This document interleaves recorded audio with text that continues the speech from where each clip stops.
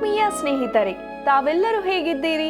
ಈ ಸತ್ಯವೇದ ಅಧ್ಯಯನದಲ್ಲಿ ನಮ್ಮೊಂದಿಗೆ ಇರುವುದಕ್ಕಾಗಿ ವಂದನೆಗಳು.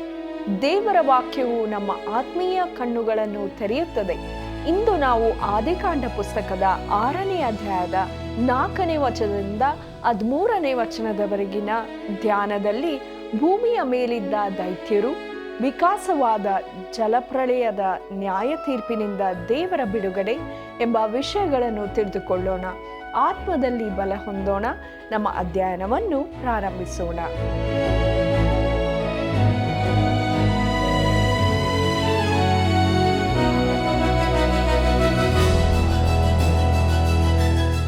ಯಾವ ಜ್ಞಾನವೂ, ಯಾವ ವಿವೇಕವೂ, ಯಾವ ಆಲೋಚನೆಯೂ ಯೆಹೋವನೆದುರಿಗೆ ನಿಲ್ಲುವುದಿಲ್ಲ.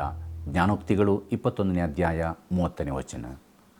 ಆತ್ಮೀಯ ವೀಕ್ಷಕರೇ, ನಿಮಗೆಲ್ಲರಿಗೂ ಪ್ರೀತಿಪೂರ್ವಕವಾದ ವಂದನೆಗಳು ಹಾಗೂ ದೈವಾನ್ವೇಷಣೆ ಸತ್ಯವೇದ ಅಧ್ಯಯನ ಕಾರ್ಯಕ್ರಮಕ್ಕೆ ಸುಸ್ವಾಗತವನ್ನು ಬಯಸುತ್ತೇವೆ. ಹಾಗೂ ನೀವೆಲ್ಲರೂ ಪ್ರೀತಿಯಿಂದ ಮಾಡಿದ ಕರೆಗಳಿಗಾಗಿ ಕೃತಜ್ಞತೆಗಳು. ಕರ್ತನಲ್ಲಿ ಪ್ರಿಯರೇ, ಕಳೆದ ಕಾರ್ಯಕ್ರಮದಲ್ಲಿ ದೇವರಾತ್ಮನ ಸಹಾಯದೊಂದಿಗೆ ಸತ್ಯವೇದದ ಮೊದಲನೆಯ ಪುಸ್ತಕವಾಗಿರುವ ಆದಿಕಾಂಡ ಪುಸ್ತಕದ ಅಧ್ಯಯನದಲ್ಲಿ ಮುಂದೆ ಸಾಗಿದಾಗ ದೇವರು ತಿಳಿಸಿದ ಸತ್ಯಗಳಿಗಾಗಿ ಆತನನ್ನು ಕೊಂಡಾಡುತ್ತಾ ಇಂದು ನಾವು ಆದಿಕಾಂಡ ಪುಸ್ತಕ 6ನೇ ಅಧ್ಯಾಯದ 6ನೇ ವಚನದಿಂದ 13ನೇ ವಚನದವರೆಗೆ ಧ್ಯಾನ ಮಾಡಿ ಆತ್ಮದಲ್ಲಿ ಬಲ ಹೊಂದೋಣ. ಆದಿಕಾಂಡ 6ನೇ ಅಧ್ಯಾಯ 4ನೇ ವಚನವನ್ನು ನನ್ನೊಂದಿಗೆ ಗಮನಿಸಿರಿ. ಆ ಕಾಲದಲ್ಲಿ, ಅಂದರೆ ದೇವಪುತ್ರರು ಮನುಷ್ಯಪುತ್ರಿಯರನ್ನು ಕೂಡಿ ಅವರಲ್ಲಿ ಮಕ್ಕಳನ್ನು ಪಡೆಯುವ ಕಾಲದಲ್ಲಿ ಮಹಾಶರೀರಗಳು ಭೂಮಿಯ ಮೇಲಿದ್ದರು, ಅನಂತರದಲ್ಲಿಯೂ ಇದ್ದರು. ಪೂರ್ವದಲ್ಲಿ ಹೆಸರುಗೊಂಡ ಪರಾಕ್ರಮಶಾಲಿಗಳು ಇವರೇ ಎಂಬುದೇ. ಕರ್ತನಲ್ಲಿ ಪ್ರಿಯ ದೇವಜನರೇ, ಈ ವಾಕ್ಯ ಭಾಗದಲ್ಲಿ ಪರಾಕ್ರಮಶಾಲಿಗಳು ಎಂಬುದಾಗಿ ನಾವು ನೋಡುತ್ತೇವೆ.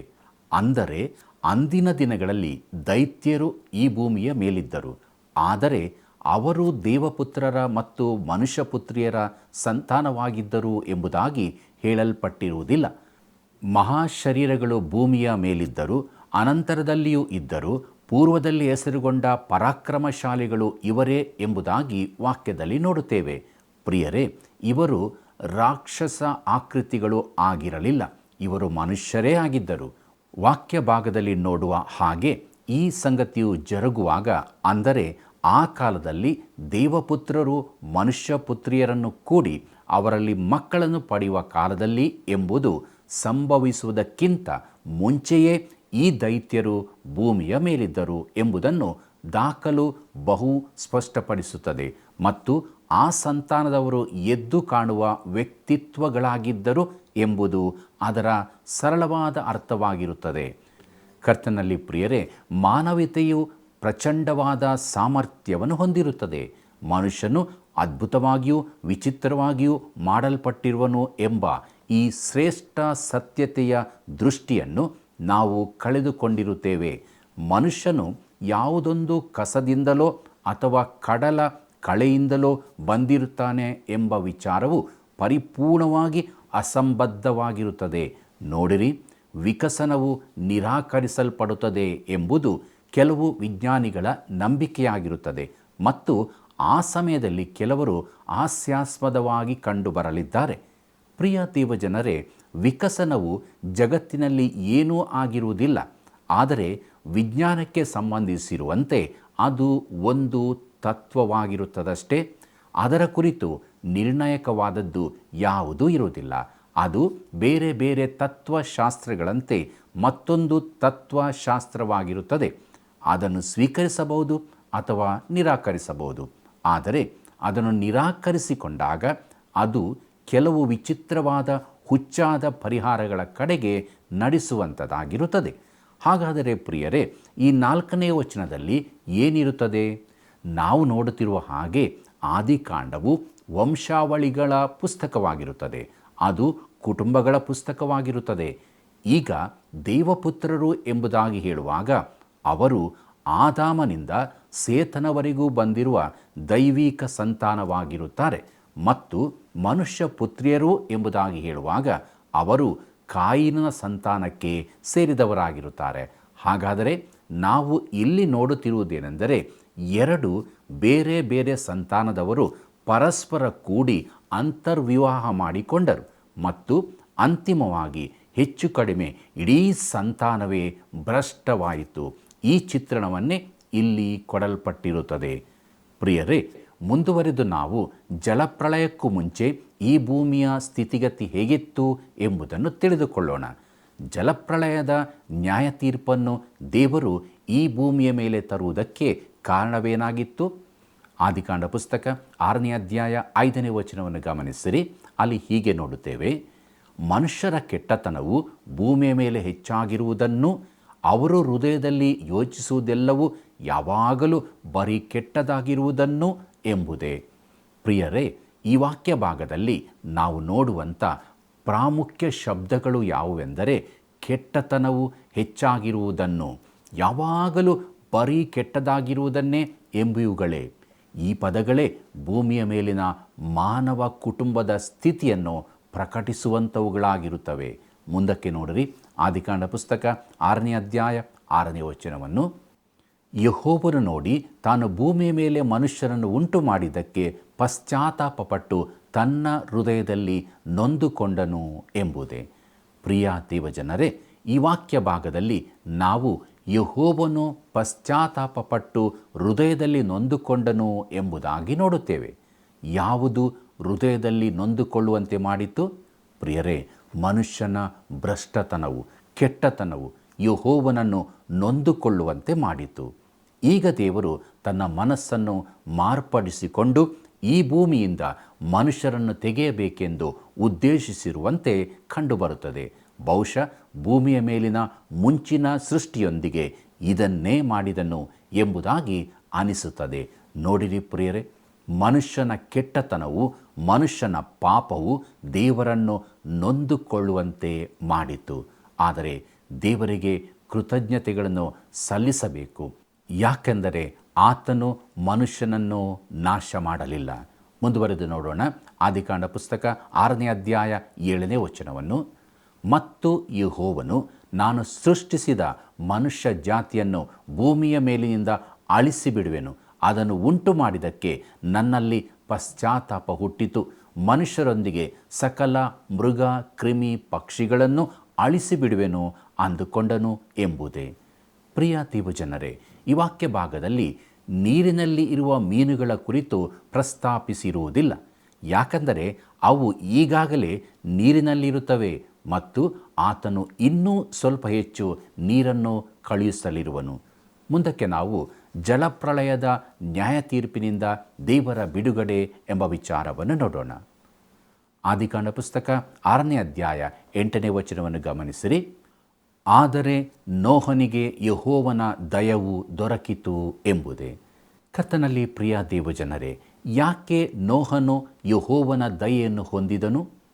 ಆದಿಕಾಂಡ ಪುಸ್ತಕ 6ನೇ ಅಧ್ಯಾಯ 9ನೇ ವಚನವನ್ನು ಗಮನಿಸಿರಿ. ನೋಹನ ಚರಿತ್ರೆಯು, ನೋಹನು ನೀತಿವಂತನು, ತನ್ನ ಕಾಲದವರಲ್ಲಿ ತಪ್ಪಿಲ್ಲದವನೂ ಆಗಿದ್ದನು. ಅವನು ದೇವರೊಂದಿಗೆ ಅನ್ಯೋನ್ಯವಾಗಿ ನಡೆದುಕೊಂಡನು ಎಂಬುದೇ. ಕರ್ತನಲ್ಲಿ ಪ್ರಿಯರೇ, ಯಾಕೆ ದೇವರು ನೋಹನನ್ನು ಪ್ರಶ್ನಿಸಿದನು?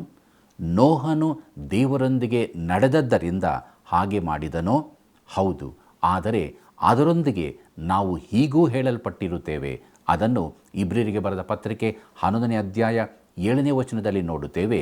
ಅಲ್ಲಿ ಹೀಗೆ ಬರೆದದೆ, ನಂಬಿಕೆಯಿಂದಲೇ ನೋಹನು ಅದುವರೆಗೆ ಕಾಣದಿದ್ದ ಸಂಗತಿಗಳ ವಿಷಯವಾಗಿ ದೈವೋಕ್ತಿಯನ್ನು ಹೊಂದಿ ಭಯಭಕ್ತಿ ಉಳ್ಳವನಾಗಿ ತನ್ನ ಮನೆಯವರ ಸಂರಕ್ಷಣೆಗೋಸ್ಕರ ನಾವೆಯನ್ನು ಕಟ್ಟಿ ಸಿದ್ಧ ಮಾಡಿದನು. ಆದ್ದರಿಂದ ಅವನು ಲೋಕದವರನ್ನು ದಂಡನೆಗೆ ಪಾತ್ರರೆಂದು ನಿರ್ಣಯಿಸಿಕೊಂಡು ನಂಬಿಕೆಯ ಫಲವಾದ ನೀತಿಗೆ ಬಾಧ್ಯನಾದನು ಎಂಬುದೇ. ಪ್ರಿಯ ದೇವಜನರೇ, ಮಳೆಯ ಚಿಕ್ಕ ಚಿಕ್ಕ ಹನಿಗಳು ಭೂಮಿಯ ಮೇಲೆ ಬೀಳದೆ ಇದ್ದಾಗ ಒಂದು ನಾವೆಯನ್ನು ಕಟ್ಟಬೇಕಾದರೆ ನೋಹನು ಅದನ್ನು ನಂಬಿಕೆಯಿಂದಲೇ ಮಾಡಬೇಕಾಗಿತ್ತು. ಇಬ್ರಿಯರ ಪತ್ರಿಕೆಯ ಇದೇ ಅಧ್ಯಾಯದಲ್ಲಿ ಹಾನೋಕನು ಮರಣವನ್ನು ಅನುಭವಿಸದೆ ಒಯ್ಯಲ್ಪಟ್ಟದ್ದು ನಂಬಿಕೆಯಿಂದಲೇ ಎಂಬುದಾಗಿ ಕೇಳಲ್ಪಟ್ಟಿರುತ್ತೇವೆ. ನೋಡಿರಿ, ಸಭೆಯು ಈ ಭೂಮಿಯಿಂದ ಎತ್ತಲ್ಪಟ್ಟಾಗ ಪ್ರತಿಯೊಬ್ಬ ವಿಶ್ವಾಸಿಯು ಒಯ್ಯಲ್ಪಡುವನು. ಯಾಕಂದರೆ ಮಧ್ಯಾಕಾಶದಲ್ಲಿನ ಎತ್ತಲ್ಪಡುವಿಕೆಯು ವಿಶ್ವಾಸಿಗಳಿಗಾಗಿ ಇರುತ್ತದೆ ಮತ್ತು ಅತಿ ಬಲಹೀನನಾದ ಭಕ್ತನೂ ಸಹ ಹೋಗಲಿರುವನು. ದೇವರು ತನ್ನ ದಯೆಯನ್ನು ವಿಸ್ತರಿಸಿರುವುದರಿಂದ ಪ್ರತಿಯೊಬ್ಬ ಭಕ್ತನು ಹೋಗಲಿರುವನು ಮತ್ತು ಆ ಸಮಯದಲ್ಲಿ ದೇವರ ದಯೆಯು ಪ್ರದರ್ಶಿಸಲ್ಪಡುವುದು. ಹಾಗಾದರೆ ಪ್ರಿಯರೇ, ಜಲಪ್ರಳಯವು ಯಾಕೆ ಬರಬೇಕಾಗಿತ್ತು? ದೇವರು ಯಾಕೆ ಜಲಪ್ರಳಯವನ್ನು ಕಳುಹಿಸಲಿರುವನು? ಮುಂದಕ್ಕೆ ನೋಡೋಣ. ಆದಿಕಾಂಡ ಪುಸ್ತಕ 6ನೇ ಅಧ್ಯಾಯ 11 ಮತ್ತು 12ನೇ ವಚನಗಳನ್ನು. ಭೂಲೋಕದವರು ದೇವರ ದೃಷ್ಟಿಗೆ ಕೆಟ್ಟು ಹೋಗಿದ್ದರು, ಅನ್ಯಾಯವು ಲೋಕವನ್ನು ತುಂಬಿಕೊಂಡಿತ್ತು. ದೇವರು ಲೋಕವನ್ನು ನೋಡಿದಾಗ ಅದು ಕೆಟ್ಟು ಹೋಗಿತ್ತು, ಭೂನಿವಾಸಿಗಳೆಲ್ಲರೂ ತಮ್ಮ ನಡವಳಿಕೆಯನ್ನು ಕೆಡಿಸಿಕೊಂಡಿದ್ದರು ಎಂಬುದೇ. ಪ್ರೀತಿಯುಳ್ಳ ಸಹೋದರ ಸಹೋದರಿಯರೇ, ಈ ವಾಕ್ಯ ಭಾಗದ ಮೂಲಕ ನಾವು ತಿಳಿದುಕೊಳ್ಳುವುದೇನೆಂದರೆ, ಮನುಷ್ಯನು ದೇವರ ಮಾರ್ಗಗಳನ್ನು ಭ್ರಷ್ಟಗೊಳಿಸಿದನು ಮತ್ತು ತನ್ನದೇ ಆದಂಥ ಮಾರ್ಗದಲ್ಲಿ ಹೋಗುತ್ತಾ ಇದ್ದನು ಎಂಬುದೇ. ದೇವರು ಅವನನ್ನು ಸೃಷ್ಟಿಸಿದ ಉದ್ದೇಶದಿಂದ ಅವನು ತಿರುಗಿಕೊಂಡಿದ್ದನು.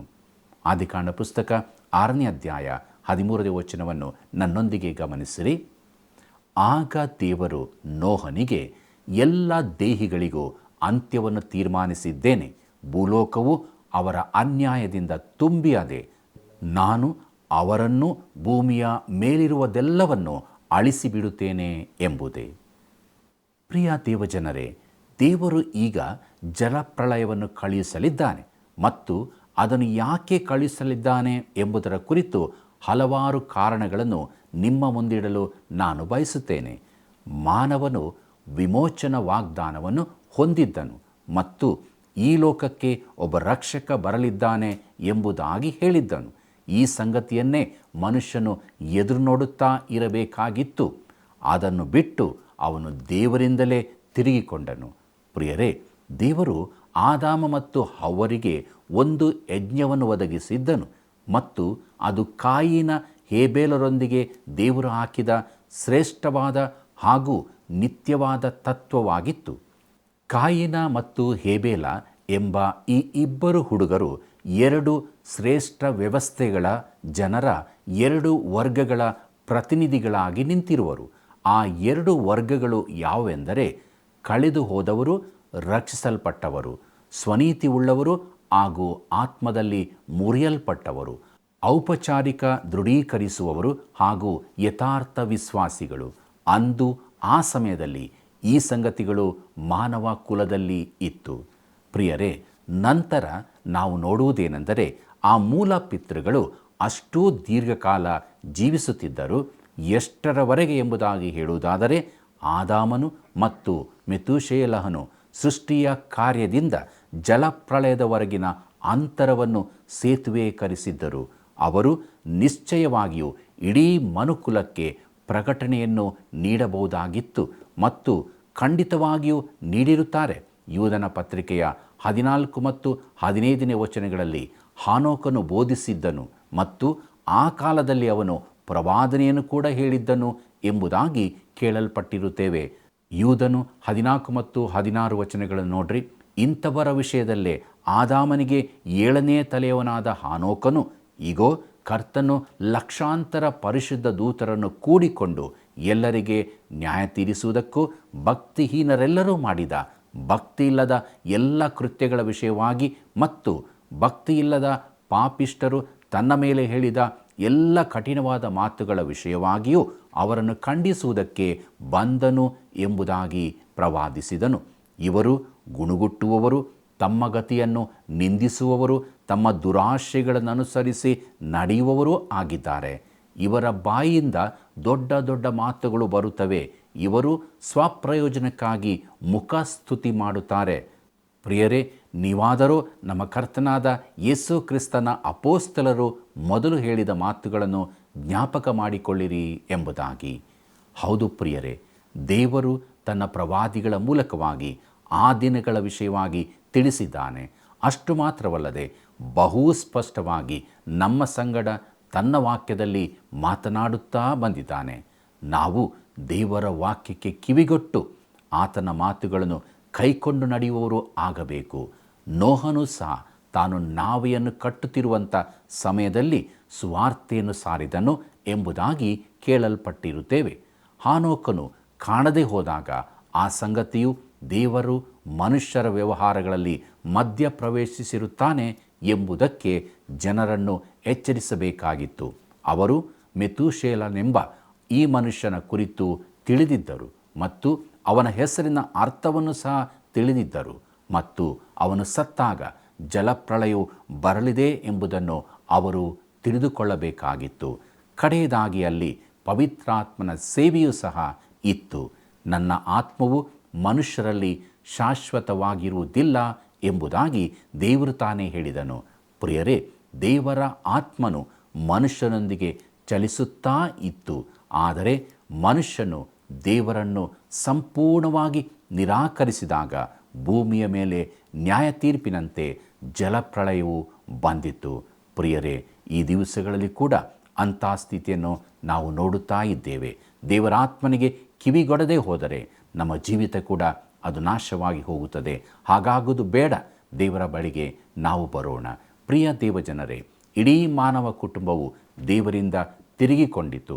ರೋಮಾಪುರದವರಿಗೆ ಬರೆದ ಪತ್ರಿಕೆ 3ನೇ ಅಧ್ಯಾಯ 11ನೇ ವಚನದಿಂದ 19ನೇ ವಚನದವರೆಗೆ ನೋಡುವಾಗ ಅಲ್ಲಿ ನಾವು ಹೀಗೆ ನೋಡುತ್ತೇವೆ. ನೀತಿವಂತನೂ ಇಲ್ಲ, ಒಬ್ಬನಾದರೂ ಇಲ್ಲ, ತಿಳುವಳಿಕೆಯುಳ್ಳವನೂ ಇಲ್ಲ, ದೇವರನ್ನು ಹುಡುಕುವವನೂ ಇಲ್ಲ. ಎಲ್ಲರೂ ದಾರಿ ತಪ್ಪಿ ನಡೆಯುತ್ತಾರೆ, ಎಲ್ಲರೂ ಕೆಲಸಕ್ಕೆ ಬಾರದವರಾದರೂ. ಒಳ್ಳೆಯದನ್ನು ಮಾಡುವವನು ಇಲ್ಲ, ಒಬ್ಬನಾದರೂ ಇಲ್ಲ. ಅವರ ಗಂಟಲು ತೆರೆದಿರುವ ಸಮಾಧಿಯಾಗಿದೆ. ಅವರು ನಾಲಿಗೆಯಿಂದ ವಂಚನೆಯ ಮಾತುಗಳನ್ನಾಡುತ್ತಾರೆ. ಅವರ ತುಟಿಗಳ ಹಿಂದೆ ಹಾವಿನ ವಿಷಯವದೆ. ಅವರ ಬಾಯಿ ಶಾಪದಿಂದಲೂ ಕ್ರೋಧದ ಮಾತುಗಳಿಂದಲೂ ತುಂಬಿಯದೆ. ಅವರ ಕಾಲುಗಳು ರಕ್ತವನ್ನು ಸುರಿಸಲು ಆತುರಪಡುತ್ತವೆ. ಅವರು ಹೋದ ದಾರಿಗಳಲ್ಲಿ ನಾಶ ಸಂಕಟಗಳು ಉಂಟಾಗುತ್ತದೆ. ಸಮಾಧಾನದ ಮಾರ್ಗವನ್ನೇ ಅರಿಯರು. ಅವರ ಕಣ್ಣೆದುರಿಗೆ ದೇವರ ಭಯವೇ ಇಲ್ಲ ಎಂಬುವುಗಳೇ. ಧರ್ಮಶಾಸ್ತ್ರದ ನುಡಿಗಳೆಲ್ಲವೂ ಆ ಶಾಸ್ತ್ರಕ್ಕೆ ಒಳಗಾದವರಿಗೆ ಹೇಳಿವೆ ಎಂದು ಬಲ್ಲೆವಷ್ಟೇ. ಹೀಗೆ ಎಲ್ಲರ ಬಾಯಿ ಕಟ್ಟಿ ಹೋಗುವುದು, ಲೋಕವಿಲ್ಲ, ದೇವರ ಮುಂದೆ ಅಪರಾಧಿಯಾಗಿ ನಿಲ್ಲುವುದು ಎಂಬುದು. ಪ್ರಿಯರೇ, ನೀತಿವಂತನೂ ಇಲ್ಲ, ಒಬ್ಬನಾದರೂ ಇಲ್ಲ ಎಂಬುದಾಗಿ ನೋಡಿಕೊಂಡಿದ್ದೇವೆ. ಆದರೆ ಆತನನ್ನು ನಂಬುವ ಕೇವಲ ಕೆಲವೇ ಜನರು ಇರುತ್ತಾರೆ. ಅವರಾರೆಂದರೆ ನೋಹ ಮತ್ತು ಅವನ ಕುಟುಂಬದವರು. ಇಲ್ಲಿ ಈ ಒಬ್ಬ ಮನುಷ್ಯನು ದೇವರೊಂದಿಗೆ ನಡೆದಾಡಿದನು. ಅವನು ದೇವರನ್ನು ನಂಬಿದ್ದನು. ಇಲ್ಲಿರುವ ಈ ಮನುಷ್ಯನು ದೇವರಲ್ಲಿ ಭರವಸೆಯನ್ನು ಇಟ್ಟಿದ್ದಾನೆ. ಇಬ್ರಿಯರಿಗೆ ಬರೆದ ಪತ್ರಿಕೆ 11ನೇ ಅಧ್ಯಾಯದಲ್ಲಿ ನಂಬಿಕೆಯಿಂದಲೇ ನೋಹನು ಎಂಬುದಾಗಿ ನೋಡುತ್ತೇವೆ.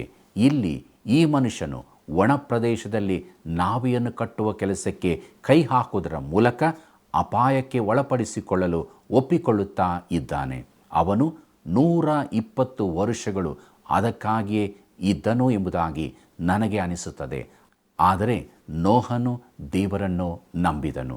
ಕರ್ತನಲ್ಲಿ ಪ್ರಿಯ ದೇವಜನರೇ, ನಮ್ಮ ಕರ್ತನಾದ ಯೇಸು ಕ್ರಿಸ್ತನು ಈ ಲೋಕಕ್ಕೆ ಮತ್ತೆ ಬರುವ ಸಮಯಕ್ಕೂ ಮುಂಚೆ, ಅಂದರೆ ಮಧ್ಯಾಕಾಶದಲ್ಲಿ ಎತ್ತಲ್ಪಡುವುದಕ್ಕಾಗಿ ಅಲ್ಲ, ಆದರೆ ತನ್ನ ರಾಜ್ಯವನ್ನು ಸ್ಥಾಪಿಸುವುದಕ್ಕಾಗಿ ಬರುವ ಸಮಯಕ್ಕೂ ಮುಂಚೆ ನೋಹನ ದಿನಗಳು ನಕಲು ಮಾಡಲ್ಪಡುತ್ತವೆ ಅಥವಾ ಪುನಃ ಸಂಭವಿಸಲಿದೆ ಎಂಬ ವಾಸ್ತವಾಂಶದಲ್ಲಿ ಎದ್ದು ಕಾಣೋ ಹೋಲಿಕೆ ಇರುತ್ತದೆ. ಮತ್ತಾಯನ ಬರೆದ ಸುವಾರ್ತೆ 24ನೇ ಅಧ್ಯಾಯ 37ನೇ ವಚನದಿಂದ 41ನೇ ವಚನದವರೆಗೆ ಓದುವಾಗ ನೋಹನ ದಿವಸಗಳು ಹೇಗಿದ್ದವೋ ಹಾಗೆಯೇ ಮನುಷ್ಯಕುಮಾರನ ಪ್ರತ್ಯಕ್ಷತೆಯೂ ಇರುವುದು. ಹೇಗೆಂದರೆ ಜಲಪ್ರಳಯಕ್ಕೆ ಮುಂಚಿನ ದಿನಗಳಲ್ಲಿ ನೋಹನು ನಾವೆಯಲ್ಲಿ ಸೇರಿದ ದಿನದ ತನಕ ಜನರು ಉಣ್ಣುತ್ತಾ ಕುಡಿಯುತ್ತಾ ಮದುವೆ ಮಾಡಿಕೊಡುತ್ತಾ ಇದ್ದು, ಪ್ರಳಯದ ನೀರು ಬಂದು ಎಲ್ಲರನ್ನು ಬಡಕೊಂಡು ಹೋಗುವ ತನಕ ಏನೂ ತಿಳಿಯದೆ ಇದ್ದಾರಲ್ಲ. ಅದರಂತೆಯೇ ಮನುಷ್ಯಕುಮಾರನು ಪ್ರತ್ಯಕ್ಷನಾಗುವ ಕಾಲದಲ್ಲಿಯೂ ಇರುವುದು. ಆವಾಗ ಇಬ್ಬರು ಹೊಲದಲ್ಲಿರುವವರು, ಒಬ್ಬನು ತೆಗೆದುಕೊಳ್ಳಲ್ಪಡುವನು, ಒಬ್ಬನು ಬಿಡಲ್ಪಡುವನು.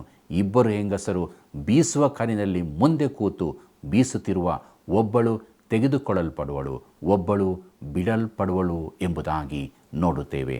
ಹೌದು ಪ್ರಿಯರೇ, ಈ ದಿವಸಗಳಲ್ಲಿ ಕೂಡ ನೋಹನ ದಿವಸಗಳ ಸ್ಥಿತಿಯು ಕಂಡುಬರುತ್ತಾ ಇದೆ.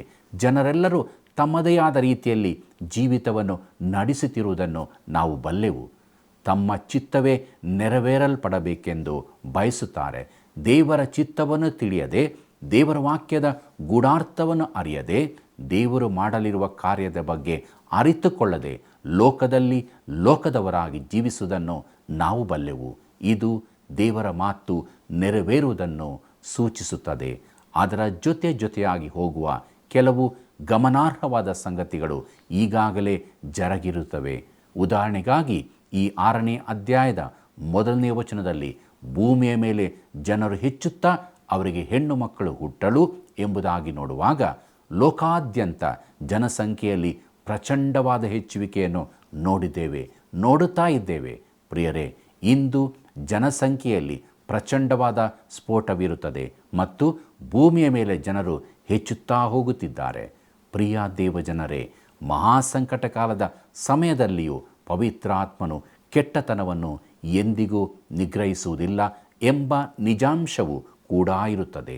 ಆತನು ಮನುಷ್ಯರನ್ನು ಮಾರ್ಪಡಿಸುವುದಕ್ಕಾಗಿ ಇರುತ್ತಾನೆ, ಆದರೆ ಭೂಮಿಯ ಮೇಲಿರುವ ಕೆಟ್ಟತನವನ್ನು ಖಂಡಿತವಾಗಿಯೂ ಆತನು ನಿಗ್ರಹಿಸುವುದಿಲ್ಲ ಎಂಬುದಾಗಿ ನಮಗೆ ಹೇಳಲ್ಪಟ್ಟಿರುತ್ತದೆ.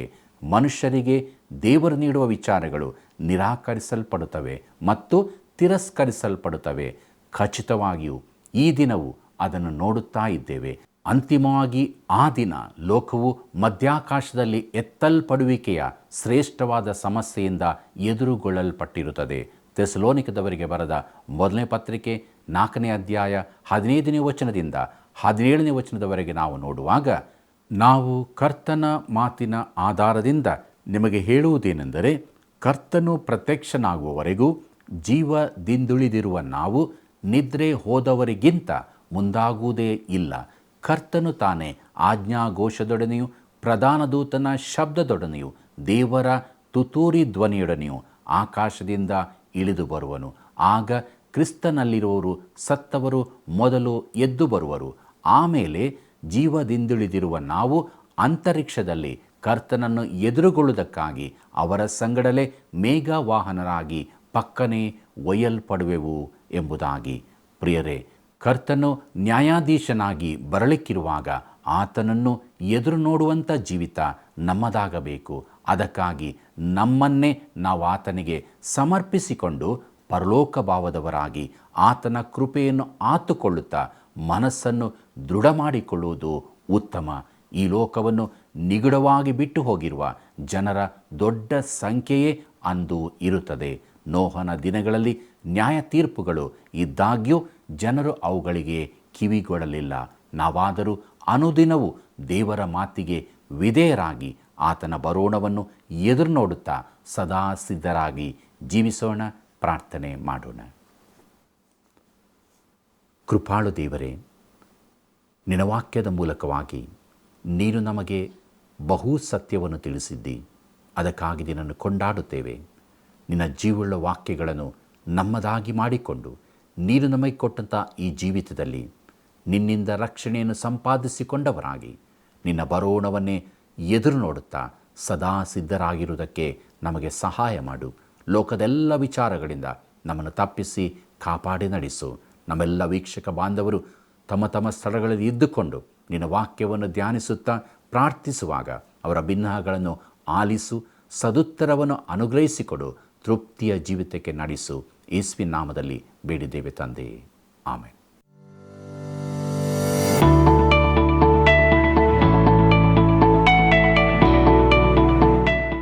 ಇಂದಿನ ಅಧ್ಯಯನಕ್ಕೆ ಒಂದು ಪ್ರಶ್ನೆ.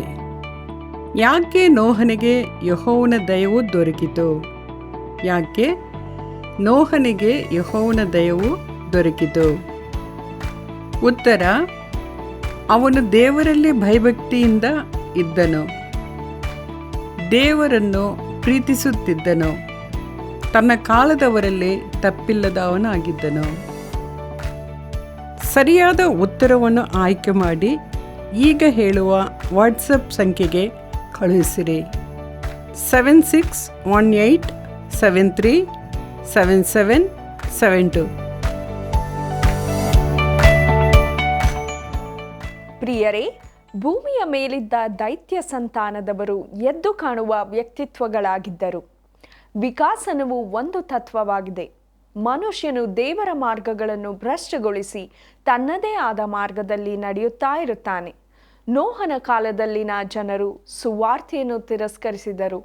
ನಾವಾದರೂ ಸುವಾರ್ತೆಗೆ ಯೋಗ್ಯವಾದ ಜೀವಿತವನ್ನು ಜೀವಿಸೋಣ. ಆತ್ಮೀಯ ವೀಕ್ಷಕರೇ, ನೀವು ಮಾಡಿದ ಒಂದೊಂದು ಕರೆಗಳು ಅನೇಕರ ಜೀವಿತಕ್ಕೆ ದೇವರ ವಾಕ್ಯವನ್ನು ತಿಳಿಸಲು ಸಹಾಯವಾಗುತ್ತದೆ. ಇಂದೇ ಕರೆ ಮಾಡಿರಿ, ಸೇವೆಯನ್ನು ಬೆಂಬಲಿಸಿರಿ. ಮತ್ತೆ ಭೇಟಿಯಾಗೋಣ. ವಂದನೆಗಳು.